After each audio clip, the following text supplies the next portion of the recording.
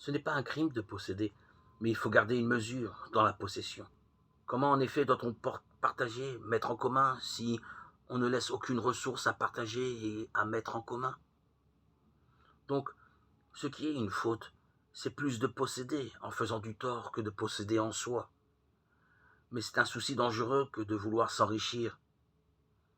Et l'innocence se charge d'un lourd fardeau si elle est absorbée par l'accroissement de ses richesses. Mais en même temps, il faut retenir une explication d'ordre intérieur. Un chameau et le trou d'une aiguille ne vont pas ensemble. Et la difformité d'une bête énorme ne pourra pas s'enfiler dans l'étroitesse d'une fente très mince. Cette bête obéit à ce qu'on lui dit, est retenue par la crainte, supporte le jeûne, s'abaisse sous le fardeau qu'elle porte selon un principe qu'on lui a appris. À son exemple, la barbarie des païens s'adoucit pour obéir aux préceptes célestes.